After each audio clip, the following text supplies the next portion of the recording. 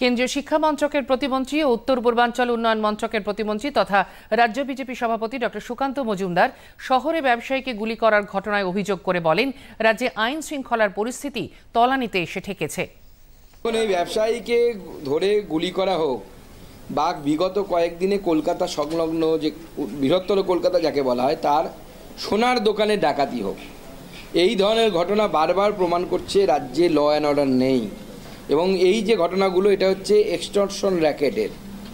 এই যে 8 জন মিলে ঘিরে ধরে ব্যবসায়ীকে যে গুলি করা হয়েছে, আমার মনে হচ্ছে সেই 90-এর দশকে মুম্বাইয়ে যেমন একটা এই দাউদ ইব্রাহিম এবং অন্যান্য গ্যাংয়েদের দৌড়াতে একটা এক্সটর্শন র্যাকেট ছিল, অর্থাৎ তোলাবাজির র্যাকেট ছিল, যে আপনি টাকা না দিলে আপনার উপর আক্রমণ হবে, আপনাকে মেরে ফেলা হবে, আপনার প্রাণহানি হতে পারে, ভয় দেখিয়ে বিজনেসম্যানদের কাছ থেকে পয়সা তোলা হতো। সেইটাই কলকাতাতে এখন চলছে বা শুরু হয়ে গেছে এবং অদ্ভুতভাবে আমাদের রাজ্য সরকার নির্বিকার হয়ে দেখছে। সম্ভবত এই তোলাবাজির টাকা থেকে পুলিশ এবং রাজ্য সরকারের যারা মাথা আছে তারা পয়সা পায় বা ভাগ পায়।